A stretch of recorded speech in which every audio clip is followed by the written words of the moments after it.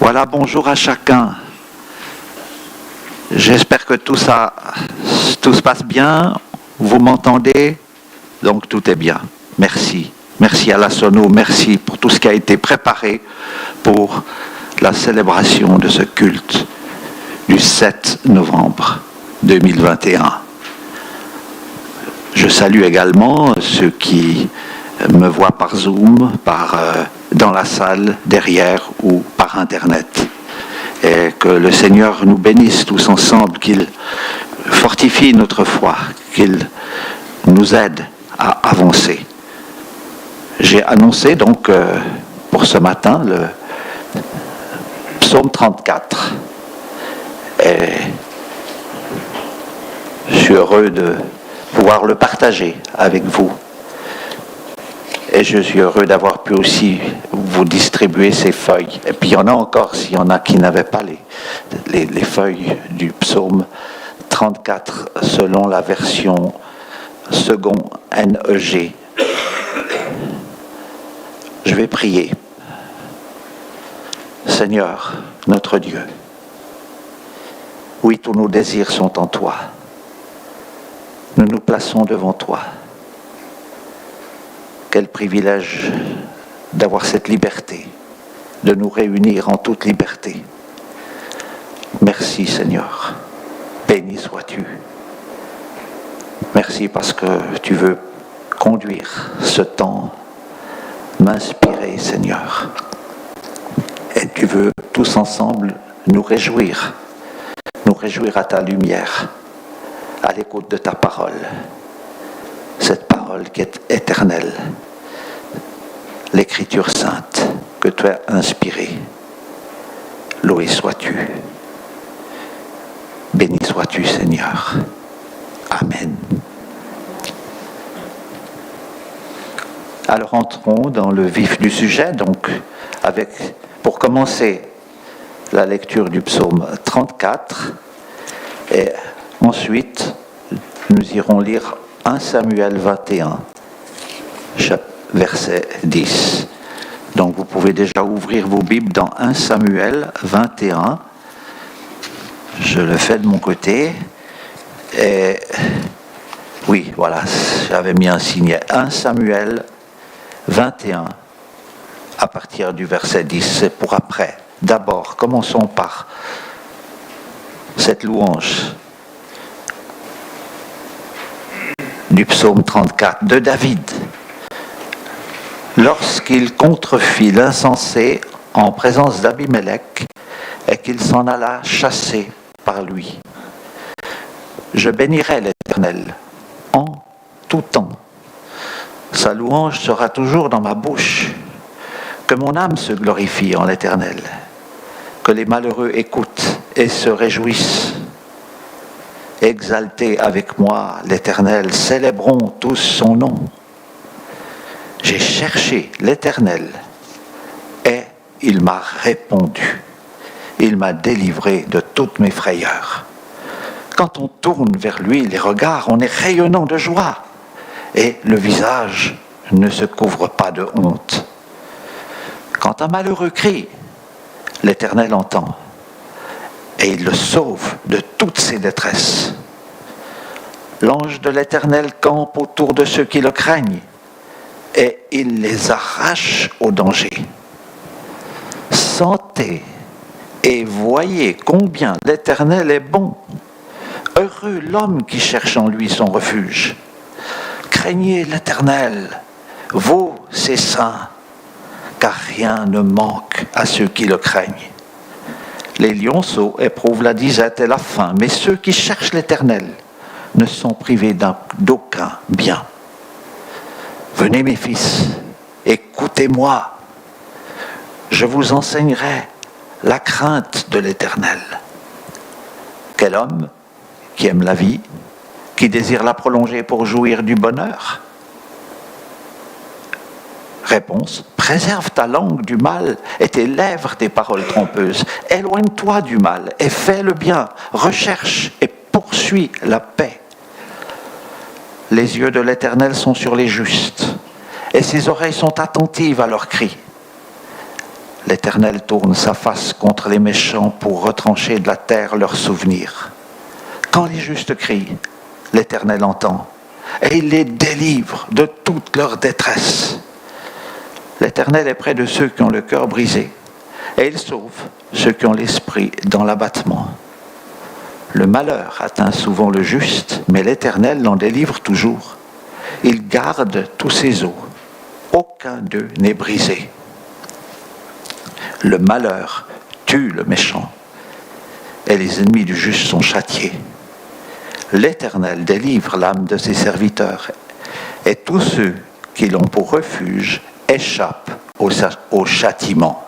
Et continuons avec 1 Samuel 21, 10, 21, verset 10, jusqu'à 22, verset 2. Et c'est le contexte de la vie de David, qui à cette époque était si difficile, parce qu'il était poursuivi par Saül. David se leva et s'enfuit le même jour, loin de Saül. Il arriva chez Achish, roi de Gath. Les serviteurs d'Achish lui dirent, « N'est-ce pas David, roi du pays, n'est-ce pas celui pour qui l'on chantait en disant, Saül a frappé ses 1000 et David ses 10 000. » David prit à cœur ces paroles et il eut une grande crainte d'Achish, roi de Gath. Il se montra comme fou à leurs yeux et fit devant eux des extravagances. Il faisait des marques sur les battants des portes et il laissait couler sa salive sur sa barbe. Achish dit à ses serviteurs, « Vous voyez bien que cet homme a perdu la raison. Pourquoi me l'amenez-vous? Est-ce que je manque de fou pour que vous m'ameniez celui-ci et me rendiez témoin de ses extravagances? Faut-il qu'il entre dans ma maison ?» David partit de là et se sauva dans la caverne d'Adullam. Ses frères et toute la maison de son père l'apprirent et ils descendirent vers lui. Tous ceux qui se trouvaient dans la détresse, qui avaient des créanciers ou qui étaient mécontents, se rassemblaient auprès de lui et il devint leur chef. Ainsi se joignirent à lui environ 400 hommes. Alors, bénir l'Éternel, tel fut le titre, bénir l'Éternel en tout temps. C'était le titre annoncé que vous avez reçu dans vos mails.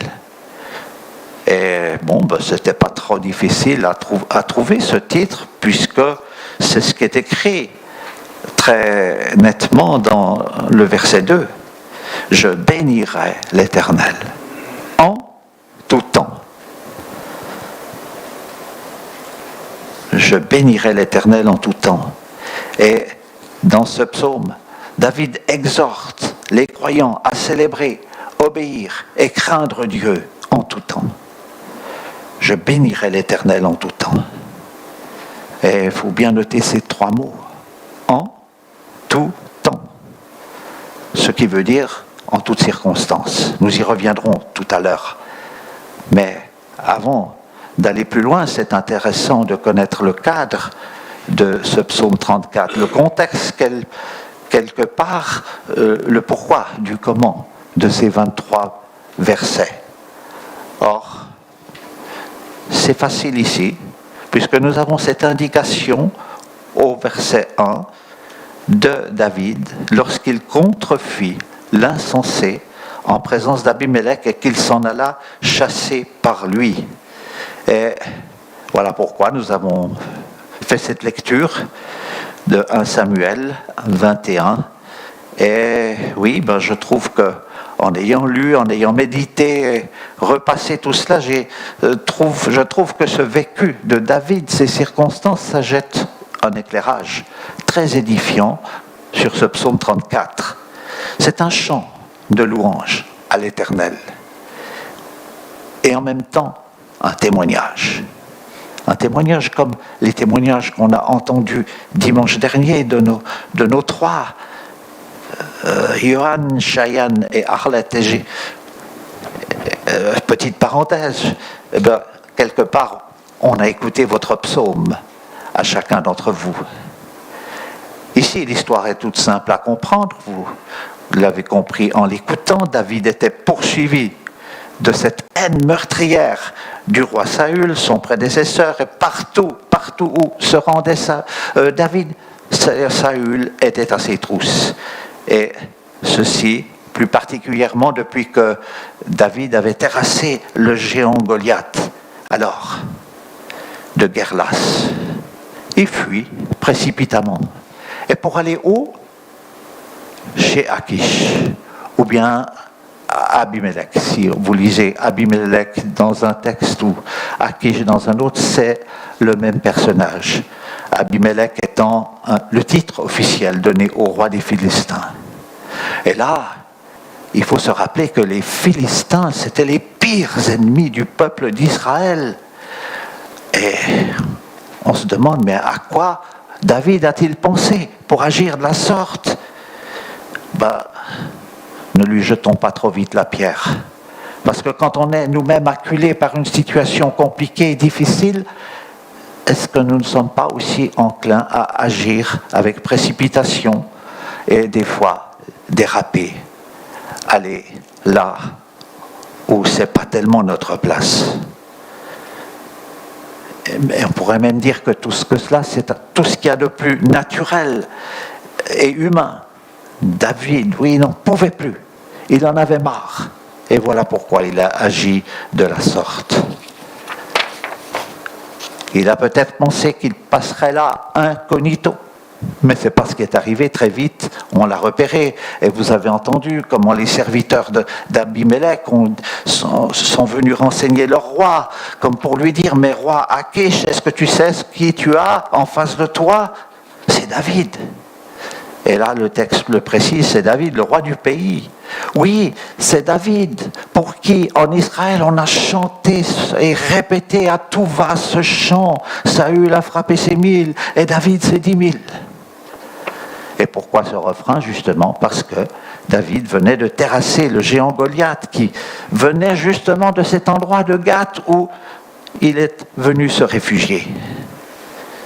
Et alors, bien sûr qu'avec ce scénario, il n'est pas difficile d'imaginer l'immense peur, la crainte, la frayeur. Il ne devait pas être bien là. Et c'était intense. Et alors, il s'est trouvé comme coincé dans une souricière. Et il se disait, ils vont me tuer. Et comment est-ce qu'il va s'en sortir? Alors il a fait ce qu'on a lu. Il a joué au fou. Tant et si bien que Akish, le roi, il a dit à ses serviteurs, est-ce qu'il n'y a pas assez de fous dans mon pays pour que vous m'ameniez celui-ci? Et faut-il qu'il entre dans ma maison?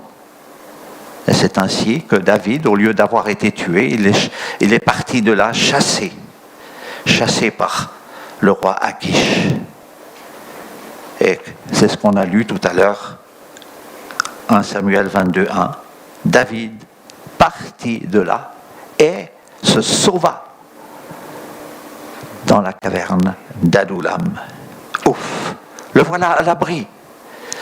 C'est sans doute pas très confortable l'endroit, mais c'est tout de même beaucoup plus en sécurité que là-bas, en terre ennemie. Et c'est ainsi que le psaume 34 fait écho à cette situation des plus périlleuses. Et j'aime bien à ce propos le verset 8 qui nous dit l'ange de l'Éternel campe autour de ceux qui le craignent et il les arrache au danger. Et ainsi que le verset 5, j'ai cherché l'Éternel et il m'a délivré de toutes mes frayeurs. Alors, oui, avant de continuer, voici la tentative d'un plan. Et puis, la pensée principale de ce psaume, j'ai mis ceci.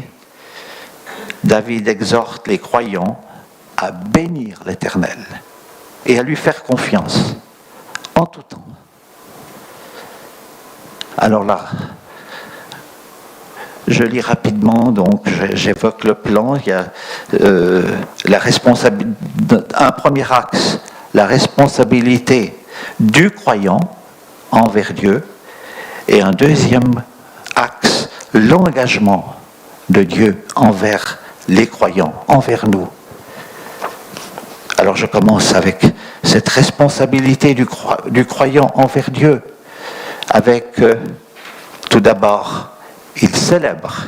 Là j'ai 4 petits sous-points de cette sous-responsabilité du croyant. Alors premièrement, j'évoque ces sous-points. Il célèbre la grandeur de Dieu, il cherche la face de Dieu, il savoure la bonté de Dieu, il honore son Dieu. On commence avec le premier de ces sous-points. Il célèbre la grandeur de Dieu. Et là, on relit les versets 2 à 4. Je bénirai l'Éternel en tout temps. Sa louange sera toujours dans ma bouche.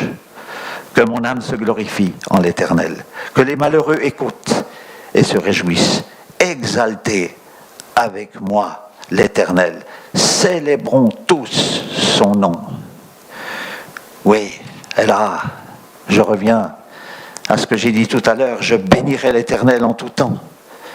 Et j'aimerais encore une fois rebondir sur ces 3 mots. En tout temps, mais qu'est-ce que ça veut bien vouloir dire? Je bénirai l'Éternel en tout temps. Est-ce que c'est je bénirai l'Éternel lors des beaux jours, quand le soleil brille, quand il est au rendez-vous, quand on est en vacances, sur une belle plage, dans la détente? Non, vous l'aurez bien compris, en tout temps, c'est en toutes circonstances, qu'elles soient bonnes ou mauvaises. Souvenons-nous de Job. Comment a-t-il réagi alors qu'il venait de tout perdre? Voilà ce qu'il a dit. L'Éternel a donné et l'Éternel a ôté. Il venait de tout perdre. Tous ses biens et puis tous ses enfants. C'est terrible de se trouver. Et au lieu de se révolter, au lieu de se fâcher, il dit ceci: l'Éternel a donné et l'Éternel a ôté, que le nom de l'Éternel soit béni. Et voilà, dans le psaume 34, David, il insiste encore, il enfonce le clou en disant toujours dans le verset 2, sa louange sera toujours dans ma bouche. Il y a d'autres textes qui vont dans le même sens. Par exemple, psaume 71, 8 à 9, que ma bouche soit remplie de tes louanges, que chaque jour, elle te glorifie. Et puis, nous avons Éphésiens 5, verset 20, rendez continuellement grâce à Dieu le Père pour toutes choses, au nom de notre Seigneur Jésus-Christ. Et voilà, dans les versets 3 à 4, David continue dans cette lancée, que mon âme se glorifie en l'Éternel, que les malheureux écoutent et se réjouissent. Exaltez avec moi l'Éternel, célébrons tous son nom. Et oui, que les malheureux écoutent. Est-ce qu'il y aurait des malheureux parmi nous? Des personnes en difficulté? Même si nous proclamons haut et fort, je bénirai l'Éternel en tout temps, force est de constater qu'en tant qu'enfants de Dieu, les épreuves ne nous sont pas épargnées. Il y a des situations très compliquées, il y a des maladies, il y a des... Eh bien, si tel est le cas, si nous sommes en difficulté, si nous sommes en plein dans l'épreuve, écoutons la parole de Dieu, écoutons ce que le Seigneur a à nous dire, et surtout, ne cessons pas de rendre grâce au Seigneur. Que les malheureux écoutent et se réjouissent. Ici, ça ne veut pas dire s'éclater, faire la fête jusqu'à point d'heure. D'ailleurs, qu'avons-nous retenu de l'épître aux Philippiens qui a été médité, partagé par notre pasteur pendant plusieurs dimanches? Et je pense que vous n'avez pas oublié Philippiens 4.4. Réjouissez-vous toujours dans le Seigneur. Je le répète, réjouissez-vous. Dit autrement dans une autre traduction, réjouissez-vous en tout temps de tout ce que le Seigneur est pour vous. Oui, je le répète, soyez dans la joie. Ceci nous amène au deuxième point. Il cherche la face de Dieu. Et c'est avec les versets. Il cherche la face de Dieu. Verset 5. Et déjà les versets 5, j'ai cherché l'Éternel et il m'a répondu. Il m'a délivré de toutes mes frayeurs. La version à la Colombe a dit, il m'arrache à toutes mes frayeurs. Et là, je vois aussi une excellente explication dans l'épître de Jacques, Jacques 4, versets 7 à 8, où il est dit, soumettez-vous donc à Dieu, résistez au diable et il fuira loin de vous. Approchez-vous de Dieu et il s'approchera de vous. Nettoyez vos mains, pécheurs, purifiez vos cœurs, hommes irrésolus. Et là, on retient ce qui est au centre de ce texte. Approchez-vous de Dieu et il s'approchera de vous. Et c'est autant ce qui précède cette phrase que ce qui suit qui est à considérer. Parce que quand tu prends la ferme résolution de t'approcher du Seigneur, vous êtes venu aussi ce matin, certainement, dans le but de vous approcher du Seigneur, de jouir de la communion, eh bien, tu te soumets à Dieu en voulant t'approcher, en faisant tout ce qui est nécessaire, et tu résistes à Satan. Et ce dernier est obligé de fuir. Mais bien sûr que la suite est aussi très importante et cadre avec « purifiez vos cœurs » et lavez vos mains, purifiez vos cœurs. Et là, quand on dit « purifiez vos cœurs », eh bien, on a heureusement 1 Jean 1,7 qui nous aide à comprendre parce qu'il est dit dans ce verset, et c'est dit, ça concerne les croyants qui marchent avec le Seigneur. Il est dit ceci, le sang de Jésus, son Fils, nous purifie de tout péché.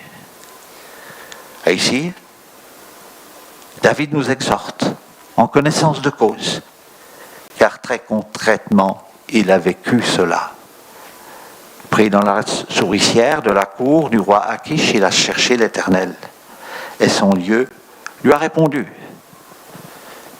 en faisant en sorte qu'il soit chassé de cette cour. Oui, l'Éternel a, en quelque sorte, littéralement arraché David de sa souricière, de cette souricière ô combien dangereuse. Il m'a délivré de toutes mes frayeurs. Et ce vécu de l'intervention énergique de son Dieu lui fait dire ce que nous lisons au verset 6.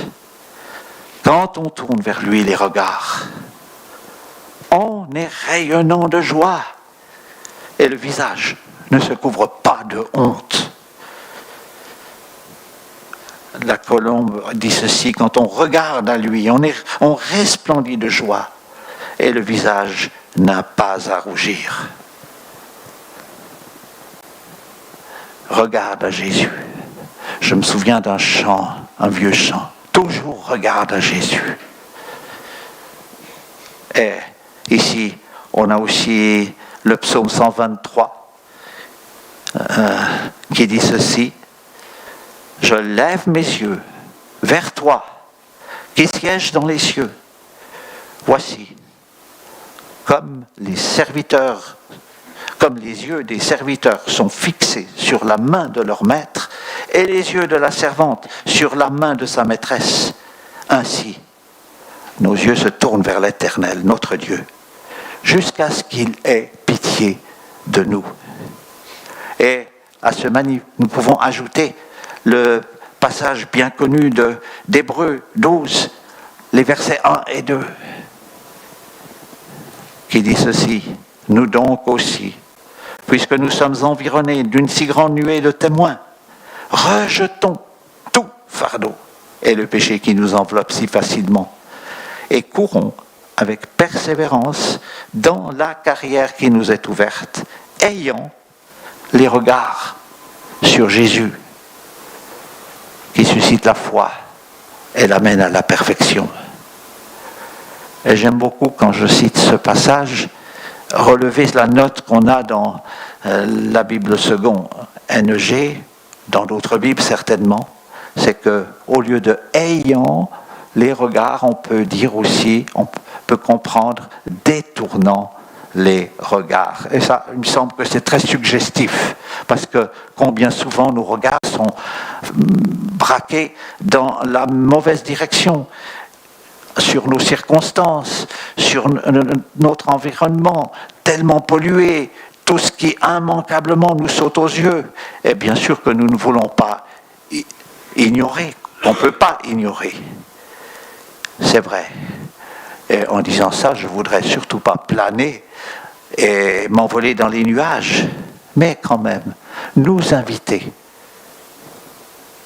vous et moi, à corriger notre vision, afin de ne pas rester braqués sur tous ces sujets de découragement. Ainsi, faisons l'effort de détourner nos regards. Tu as tes regards là, mais tu vas les placer, tes yeux, ailleurs. Détourner tes regards afin de les fixer sur le Seigneur, sur Jésus, qui suscite la foi et l'amène à la perfection. Jésus, qui fait ainsi route avec nous. Jésus, qui jour après jour nous accompagne. Eh bien, j'en conviens, c'est pas toujours facile, car on est tellement vite rattrapé par les soucis de notre quotidien. Et pourtant, ce n'est pas mission impossible. Comme David, nous pouvons l'expérimenter. Quand on tourne vers lui les regards, on est triste. Non, mais on est rayonnant de joie. Pas de la joie extravagante du monde, mais de la joie du Seigneur. Et c'est ce qui fait dire à David au verset 7, quand un malheureux crie, l'Éternel entend, et il le sauve de toutes ses détresses. Et ce verset, il nous fait rebondir sur le verset 3 de tout à l'heure, déjà lu, que mon âme se glorifie en l'Éternel, que les malheureux écoutent et se réjouissent. Et puis on peut également faire un saut au verset 20. Vous pouvez voir les couleurs, comment j'ai fait ici. Et le verset 20 dit ceci: le malheur atteint souvent le juste. Et la suite: mais l'Éternel l'en délivre toujours. Eh bien, tout cela nous permet de continuer et ainsi de savourer la bonté de Dieu. En allant au verset 9, je saute pour le moment le verset 8, on y reviendra tout à l'heure, et on l'a déjà évoqué d'ailleurs, mais je vais au verset 9 pour ce sous-point, ce troisième sous-point: il savoure la bonté de Dieu. Et c'est magnifique. Sentez, dit David, sentez et voyez combien l'Éternel est bon. Heureux l'homme qui cherche en lui son refuge. Il y a une autre traduction qui dit: goûtez et voyez combien l'Éternel est bon. Heureux l'homme qui se réfugie en lui. Oui, vous avez chanté tout à l'heure, et pendant qu'on chantait, j'ai noté cette phrase: ma délivrance est sous ton aile, sur le rocher de ton salut.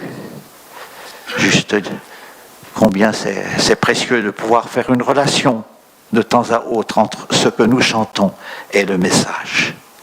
Sentez, c'est-à-dire ne soyez pas insensibles. Voyez, ne soyez pas aveugles. Eh bien, le sentir, le verbe sentir, ça se rapporte à la présence de Dieu. On ne peut pas voir la présence de Dieu, mais nous pouvons la sentir. Goûtez, l'autre traduction qui dit goûtez et voyez combien l'Éternel est bon. Et en effet, il nous faut goûter la présence de Dieu. C'est un ordre écrit au présent, ce qui veut dire que nous sommes invités à le faire chaque jour. Et ça ne doit pas être que pour le dimanche, ce 1/100 de notre semaine, comme ça a été dit tout à l'heure, mais tous les jours de la semaine.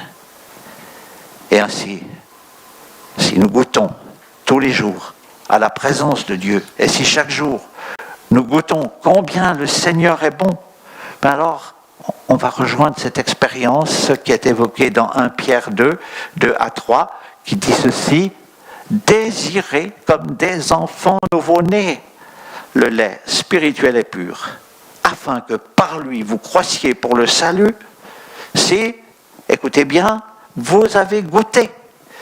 Vous avez goûté quoi? Que le Seigneur est bon. Et là, petite illustration, on sait très bien comment les choses, vous les parents, savez comment ça se passe avec vos enfants quand vous leur présentez un nouveau plat, quelque chose qu'ils n'ont jamais goûté, et ils refusent, ils se braquent. Et bien sûr, en parents bien intentionnés, vous insistez, mais s'il te plaît, goûte, je t'assure, c'est bon, prends au moins une cuillère. Et puis quand l'enfant a finalement cédé et avalé cette cuillère qu'il refusait, alors, à un petit moment, on est tout heureux, les parents sont tout heureux d'entendre dire « Oh maman, c'est bon, j'en veux encore !» Alors, oui, ne nous privons pas de ce lait spirituel et pur. Du reste, il y a une relation, parce qu'il est dit, avant, dans ce verset, comme des enfants nouveau-nés, désirez le lait spirituel et pur de la parole de Dieu. Et bien nouveau-nés dans la foi, ou chrétiens de longue date, désirons toujours davantage nous nourrir de cette parole afin de ne jamais cesser de croître, afin de ne jamais cesser de découvrir toutes les perles de notre Bible. Il y a beaucoup de perles, il y a beaucoup de belles choses à découvrir, des trésors. Et c'est ce qu'évoque le psaume 119. On ne va pas lire tout ce grand psaume, le plus grand, mais je relève le verset 162 de psaume 119. Je me réjouis de ta parole comme celui qui a trouvé un grand butin, ou comme celui qui a trouvé un grand trésor. Ah, si tu fouilles cette Bible, cette mine d'or qu'est ta Bible, eh bien tu devrais toujours plus sentir et constater à quel point l'Éternel est bon. Et que le Seigneur bénisse tous ces temps privilégiés que nous vivons, les uns les autres, soit que ce soit devant notre Bible à la maison, ou soit en communauté avec nos frères et sœurs de l'Église. Ceci pour notre bonheur, quand bien même notre quotidien est parfois, pour ne pas dire souvent, parsemé d'épines douloureuses. Sentez et voyez combien l'Éternel est bon. Heureux est l'homme qui cherche en lui son refuge. On pourrait citer bien d'autres versets qui vont dans ce sens. Je pense tout à coup à, sauf erreur, Proverbe 18, Proverbe 18, 10, si c'est bien ça, ou bien vous m'aiderez à le trouver.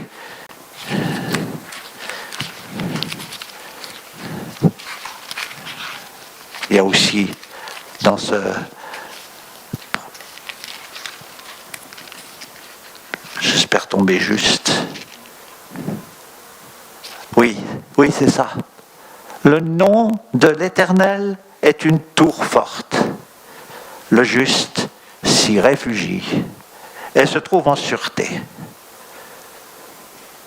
Je n'avais pas noté ça sur ma feuille, mais il m'est venu à l'esprit. Merci Seigneur d'inspirer, de m'assister alors que je vous parle. Oui. Nous venons de considérer 3 aspects de notre responsabilité, de notre croyant envers Dieu. Célébrer la grandeur de Dieu, rechercher sa face, savourer sa bonté. Et voici le 4e, honorer notre Dieu. Il honore son Dieu. Ah oui, les versets 10 à 15. Et comment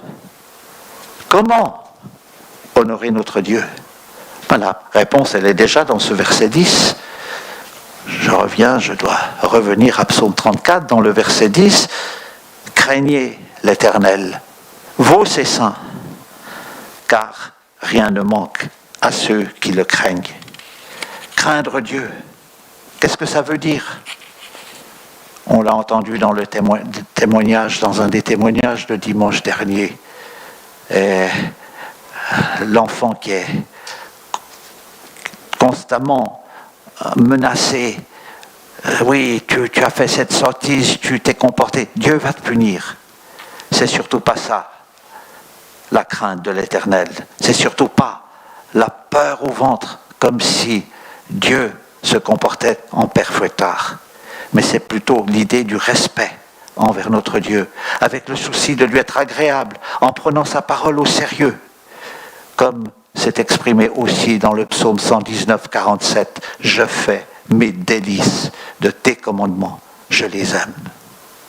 Jésus n'a-t-il pas dit, le ciel et la terre passeront, mais mes paroles ne passeront point. Craignez l'Éternel, vous, ses saints. De qui s'agit-il? Les saints, c'est nous, les rachetés du Seigneur. Pour autant que nous ayons fait la paix avec Dieu. Venez mes fils, est-il dit aussi au verset 12. Venez mes fils, écoutez-moi, je vous enseignerai la crainte de l'Éternel.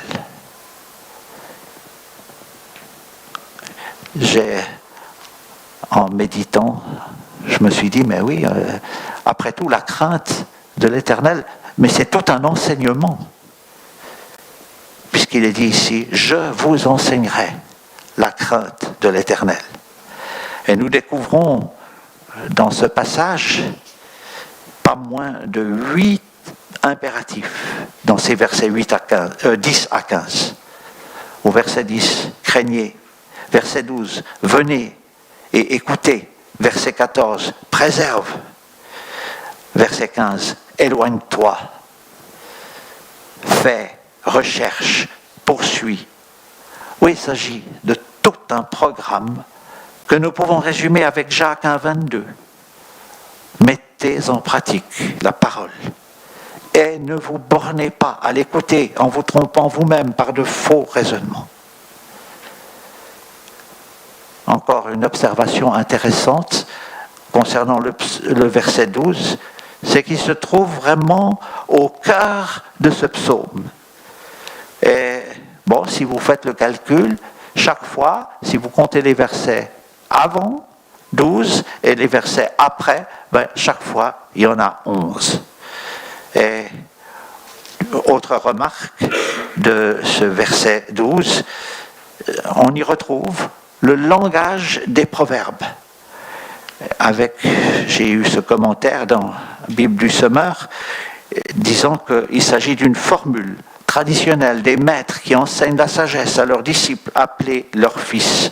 Et puis, il y a pas mal de versets dans les proverbes qui le disent.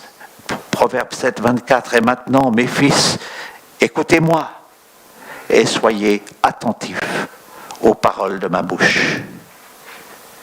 Et ensuite, comment est-ce qu'il s'y prend? Ce maître, cet enseignant, ce sage, il commence par poser 2 questions très pertinentes. Quel est l'homme qui aime la vie, qui désire la prolonger pour jouir du bonheur? Ou exprimé autrement, qui désire une longue vie, qui voudrait être heureux? On est bien d'accord. Qu'on soit croyant ou incroyant, on va répondre, mais oui, moi je veux avoir une longue vie, une belle vie, une vie de qualité. Mais voilà, là, il y a la réponse qui vient après ce verset 13. Préserve ta langue du mal et tes lèvres des paroles trompeuses. Éloigne-toi du mal et fais le bien, recherche et poursuis la paix. Et là, c'est là que j'ai trouvé extraordinaire et c'est ce qui m'a poussé vraiment à vous faire cette présentation. C'est de placer directement à côté 1 Pierre 3, 10 à 12. Il est là sur la feuille, mais je vous invite toutes et pourquoi 1 Pierre, le chapitre 3. On va directement dans nos Bibles lire ce passage. Et c'est l'apôtre Pierre qui parle, qui dit ceci: si quelqu'un en effet veut aimer la vie et voir des jours heureux, qu'il préserve sa langue du mal et ses lèvres des paroles trompeuses, qu'il s'éloigne du mal et fasse le bien, qu'il recherche la paix et la poursuive. Le verset 12 est aussi à mettre en parallèle avec les versets 16 et 17. Mais voyez ça, cette corrélation, cette correspondance. Et Pierre, quand il a écrit son épître, j'imagine qu'il devait bien connaître les psaumes. Peut-être connaissait-il les psaumes par cœur. Et ce ne serait pas étonnant. Et voilà, de mémoire, il reprend exactement ces paroles. Et on voit que ces 2 textes, 1 Pierre et Psaume 34, il y a, on va dire, 1000 ans qui séparent ces 2 textes. Et c'est la même pensée, c'est la même chose. Et preuve de plus que notre Bible est inspirée par notre Dieu. Oui, derrière chaque mot, il y a le souffle du Saint-Esprit. Notre Dieu est incomparable. Il n'est pas étonnant que sa parole, la Bible, soit un livre incomparable. Aujourd'hui, on a beau mettre la Bible au rencard,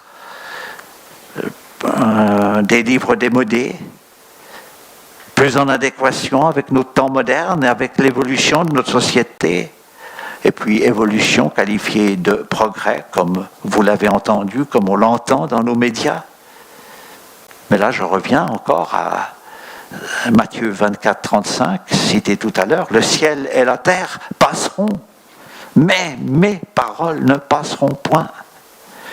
Et ce qui est frappant, c'est que aussi dans sa première épître, chapitre 1, verset 25, Pierre dit la même chose. Toute chair est comme l'herbe, et toute sa gloire comme la fleur de l'herbe. L'herbe sèche et la fleur tombe. Mais la parole du Seigneur demeure éternellement. Et là, pour revenir au psaume 34, force est de constater qu'il n'y a pas de la moindre évolution entre les versets 13 à 16 du psaume 34 et 1 Pierre 3, 10 à 12. Il n'y a pas la moindre variation. Oui, c'est cet avertissement qui est tellement frappant. Je m'étais dit, oui, il aurait pu très bien Ce serait été tout aussi bien d'écrire tout de suite, au lieu de parler de la langue, voilà, éloigne-toi du mal et fais le bien. Recherche et poursuis la paix. Mais autant David que Pierre ont commencé par évoquer ce problème de la langue. La langue qui peut nous jouer tant et tant de tours. Et là, oui, je dis chrétien né de nouveau, fais gaffe à ta langue, fais gaffe à ta conduite, que celle-ci honore le nom du Seigneur. Et pour terminer cette section, c'est marqué recherche et poursuit la paix. C'est très fort ça. Recherche et poursuit la paix. Ou bien cherche la paix dans Bible du Semeur, cherche la paix avec ténacité. Je me suis mis à écrire ceci il y a une dizaine de jours, et je vous le livre que sur les parois de notre cuisine, que sur les 4 parois de notre cuisine, les 4 parois de notre salon, tous les coins et recoins de notre cœur soit écrit ce mot de 4 lettres. Paix, P-A-I-X. Allez-en. Nous avons chanté avec une grande ferveur et enthousiasme. Nous sommes une seule Église. Et dans ce cas, n'est-il pas impératif que la paix entre nous soit notre objectif, que ce soit notre aspiration la plus profonde, la paix, la paix. Bien entendu, la paix selon Dieu, la paix qui descend du ciel, comme la rosée, et non pas une paix artificielle à la limite de l'hypocrisie. Et bien sûr, avec vous, je me réjouis de ce temps de paix que nous vivons actuellement au sein de notre communauté. Puissions-nous y persévérer, en sorte que le nom du Seigneur soit honoré par la crainte de l'Éternel, par l'écoute de sa parole, par une langue, notre langue purifiée, par notre éloignement de toute espèce de mal, par notre pratique du bien et de notre poursuite inlassable de la paix.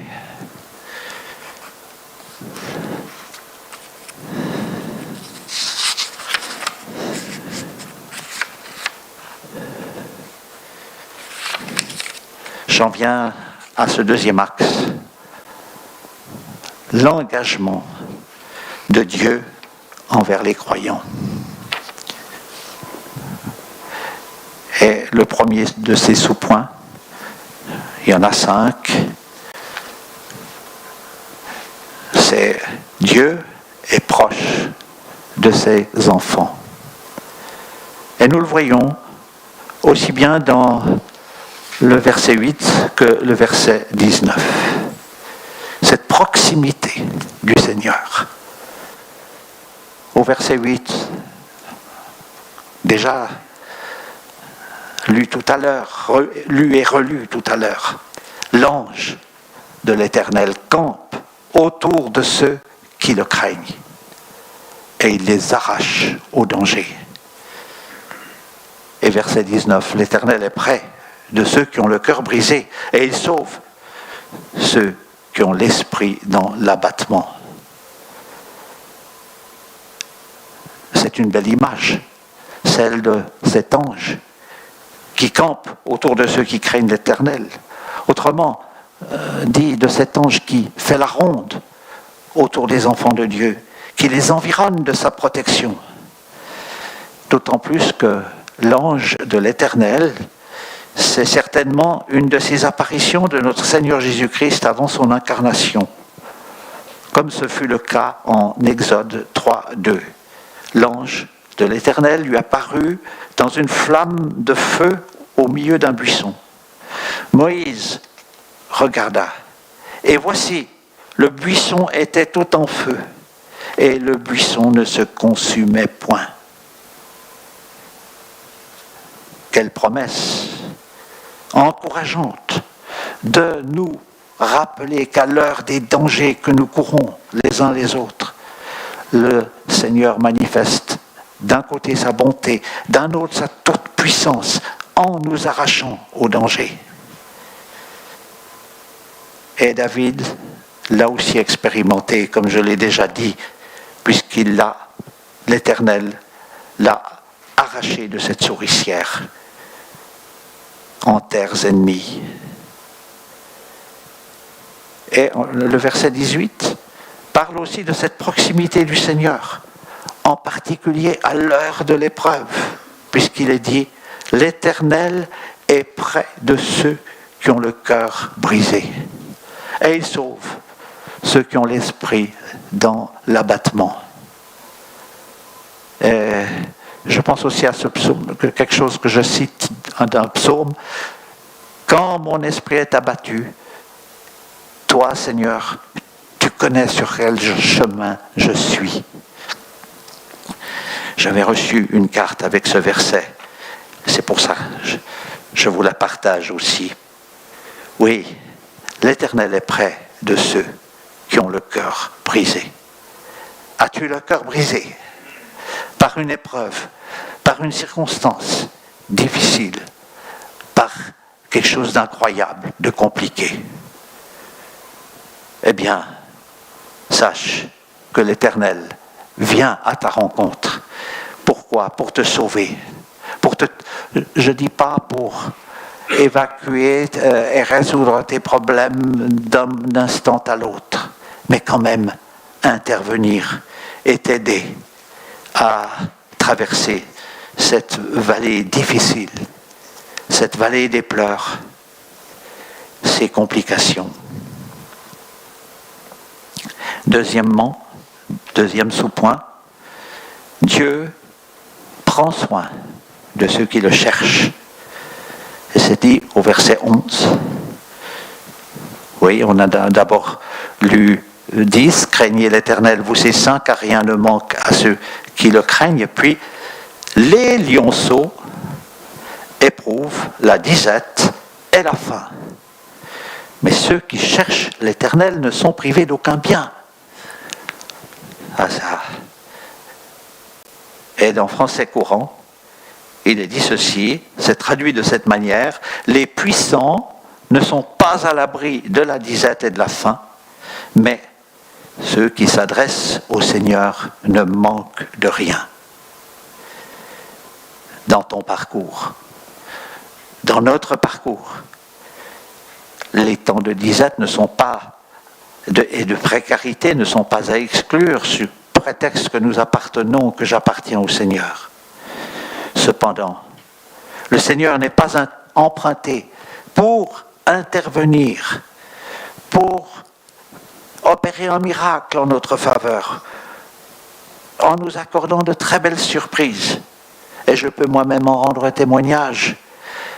Matériellement, le Seigneur a pris soin de nous, de notre famille, durant tout le temps où nous avons été missionnaires, que ce soit en Afrique ou que ce soit en Suisse, et nous n'avons jamais manqué de rien. Je peux en rendre témoignage, même si on n'a pas eu un gros salaire. Et c'est confirmé par Matthieu 6, 33, qui nous dit très clairement, et c'est Jésus qui parle, « Cherchez premièrement le royaume et la justice de Dieu. » Et toutes ces choses, c'est-à-dire le pain quotidien, c'est-à-dire le vêtement, les choses qui nous sont nécessaires, eh bien, toutes ces choses vous seront données par-dessus. Ne vous inquiétez donc pas du lendemain. Naturellement, il vous encourage vraiment à lire ce passage. C'est dans Matthieu, le chapitre 6, versets 25 à 34, où clairement le Seigneur dit qu'il connaît nos besoins. Il prend l'exemple dans ce passage des oiseaux du ciel, qu'ils sont nourris par la main de l'Éternel. Et en parallèle, Dieu fait la même chose pour ses enfants, de différentes manières, bien sûr. Et ensuite, il a aussi pris l'exemple des fleurs qui sont revêtues de tant et tant de beauté. ceci étant comparé à l'habillement, les habits auxquels l'Éternel nous permet de pourvoir, parce qu'il nous permet d'être habillés correctement. Voilà comment le Seigneur intervient. Ensuite, point numéro 3, l'Éternel écoute attentivement les prières de ceux qui crient à lui. Verset 16. Les yeux de l'Éternel sont sur les justes, et ses oreilles sont attentives à leurs cris. Et à lire aussi avec 1 Pierre 3, 12, qui dit « Car les yeux du Seigneur sont sur les justes, et ses oreilles sont attentives à leurs prières. » Vous voyez cette légère différence. Les oreilles de l'Éternel sont, dans le psaume 34, sont attentives aux cris du juste, et puis dans 1 Pierre, les oreilles de l'Éternel, du Seigneur, sont attentives à leurs prières. Il est précieux de se le rappeler. Oui, le Seigneur est attentif à nos prières. Oui, c'est encore ce que dit le verset 18. Quand les justes crient, et on pourrait dire ici, quand les justes prient le Seigneur. Crier à l'Éternel, c'est prier. Et des fois, nos prières sont véritablement, littéralement des cris, des soupirs très profonds de notre cœur, nous articulons notre souffrance. Et nous avons pleinement le droit de le faire, de tout dire au Seigneur, tout ce qui nous préoccupe, tout ce qui nous chagrine, tout ce qui nous pèse. Et le Seigneur se plaît à répondre. Même si ce n'est pas de l'instantané, même si ce n'est pas du tout de suite. Ensuite, je viens au sous-point 4. Dieu arrache les croyants de leur détresse. Et oui, c'est exactement ce verset 18 que nous venons de lire. Quand les justes crient, l'Éternel entend et il les délivre de toute leur détresse. Et ce verset 18, on peut l'associer, vous voyez que je l'ai mis avec des couleurs associées au verset 5 qui dit « J'ai cherché l'Éternel et il m'a répondu, il m'a délivré de toutes mes frayeurs. » Et puis maintenant, j'en viens au dernier sous-point. Dieu ne permet pas que ses enfants soient éprouvés au-delà de leur force. Dans les versets 20 à 21, le malheur atteint souvent le juste, mais l'Éternel l'en délivre toujours. Il garde tous ses os, aucun d'eux n'est brisé. Eh oui, c'est encore une promesse tellement rassurante, un réconfort pour l'enfant de Dieu éprouvé. Mon frère, ma sœur, si en ce moment tu es criblé par toutes sortes d'épreuves, ne perds pas courage, car d'ores et déjà le Seigneur a programmé la sortie, l'issue de ton épreuve, et c'est ce qui nous est dit dans 1 Corinthiens 10, 13. Ce verset dit ceci, je vais remplacer le mot tentation par le mot épreuve, ce qui est tout à fait correct. Je ne vais pas dire à ce verset ce qu'il ne dit pas. Aucune épreuve ne vous est survenue qui n'ait été humaine. Et Dieu qui est fidèle ne permettra pas que vous soyez éprouvés au-delà de vos forces. Mais avec l'épreuve, il préparera aussi le moyen d'en sortir afin que vous puissiez la supporter. Et ce qui est magnifique ici, c'est que le verset 21, c'est une prophétie. Quand il est dit « Il garde tous ses os, aucun d'eux n'est brisé ». C'est ce qui est arrivé au Seigneur juste après la 7e parole qu'il a prononcée alors qu'il était au bout, disons, de ses souffrances, lorsqu'il a dit « Tout est accompli ». et qu'ensuite il a baissé la tête et rendu l'âme. Et quand les soldats sont arrivés auprès du Seigneur et on leur avait demandé d'arrêter de briser les jambes au crucifié parce qu'il y avait le sabbat qui allait suivre, il fallait tout, c'était correct de faire ainsi, mais ouais, c'est ce qu'ils ont fait aux deux brigands. Ils leur ont brisé les jambes pour qu'ils puissent enfin expirer, arrêter de souffrir. Mais quand ils sont arrivés au pied du Seigneur, qu'est-ce qu'ils ont constaté?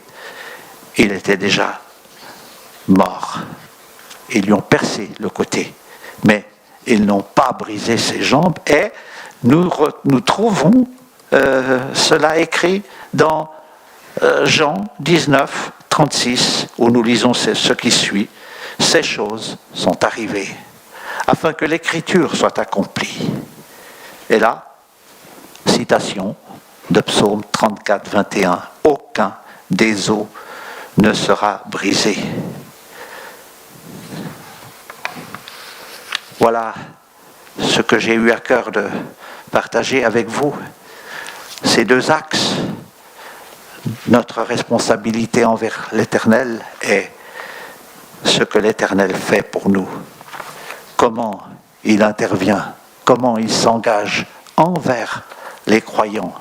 Tout ceci, alors maintenant j'arrive à ma conclusion, tout ceci, eh bien, oui, c'est dit pour le croyant, mais ce n'est pas, on ne peut pas dire la même chose pour ceux qui ne sont pas au Seigneur. On ne peut pas dire qu'ils jouissent de toutes ces bénédictions, de toutes ces interventions de Dieu. Non, parce que lisons-nous dans les versets 17 et 22, le verset 17, l'Éternel tourne sa face contre les méchants pour retrancher de la terre leurs souvenirs. Et puis, verset 22, le malheur tue le méchant et les ennemis du juste sont châtiés. Et bien sûr, je n'aimerais pas qu'aucun de nous ne soit concerné, mais si c'était le cas, eh bien, tu as la possibilité de te tourner vers le Seigneur, de tourner vers lui les regards, afin de toi aussi rayonner de cette joie. C'est un témoignage aussi que ceux qui passent par les eaux du baptême, ce qu'on a entendu et ce qu'on entend souvent, c'est que le jour de la conversion, il y a une joie. Ceux qui se tournent vers le Seigneur pour la première, même si c'est la toute première fois, ils rayonnent de joie, de la paix du Seigneur. Puisses-tu faire ce geste, faire ce pas. Et j'ai souhaité vous faire entendre un chant d'enfant. C'est Hélène et Samuel Grandjean qui l'ont composé il y a plus de 40 ans de cela. Et ce chant dit ceci: tu as cherché la joie, tu as cherché la paix, tu as cherché de tous côtés. Et puis, tu as cherché la joie, tu as cherché la paix, mais tu n'as pas encore trouvé. C'est vrai, le monde est sans dessus-dessous et la tristesse est dans les cœurs. Tu voudrais tant trouver un peu de joie et de chaleur. Il suffit de chercher, mais du bon côté. Tourne-toi vers Jésus. Que cela puisse être un appel à vous tourner vers le Seigneur. Nous les croyants, à nous tourner encore une fois vers le Seigneur. Si nous nous étions détournés de lui, à revenir à lui. Et si tu n'es pas encore croyant, si tu n'as pas encore fait la paix avec Dieu, ce chant te dit, tourne-toi vers Jésus. Alors on va, si on peut c'est sans slide, c'est simplement en écoutant. Mais j'ai voulu vous lire les paroles et que nous puissions aussi les recevoir dans nos cœurs.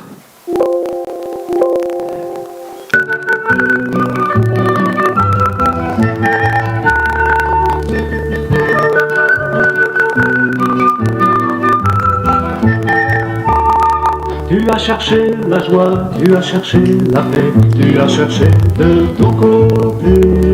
Tu as cherché la joie, tu as cherché la paix, mais tu n'as pas encore trouvé. C'est vrai, le monde descend dessus, dessous, et la tristesse est dans les cœurs. Tu voudrais t'en trouver un peu de joie et de chaleur. Il suffit de chercher, mais du bon côté. Tourne-toi vers Jésus. Il suffit de chercher, mais du bon côté. Tourne-toi vers Jésus. Tu as cherché longtemps la bonté, l'amitié, tu as cherché de tous côtés. Tu as cherché longtemps la bonté, l'amitié, mais tu n'as pas encore trouvé. C'est vrai, le monde descend dessus, dessous, et la tristesse est dans les cœurs. Tu voudrais t'en trouver un peu de joie et de chaleur. Il suffit de chercher, mais du bon côté. Tourne-toi vers Jésus. Il suffit de chercher, mais du bon côté. Tourne-toi vers Jésus.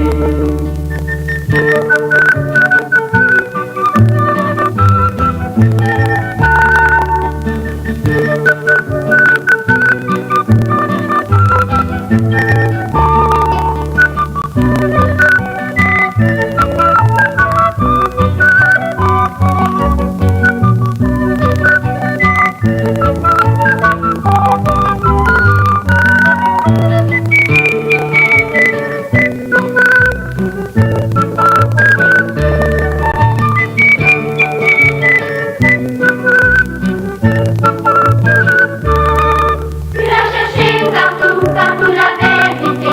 Tu as cherché de tous côtés. Tu as cherché partout, partout la vérité. Mais tu n'as pas encore trouvé. C'est vrai, le monde descend dessus, dessous, et la tristesse est dans les cœurs.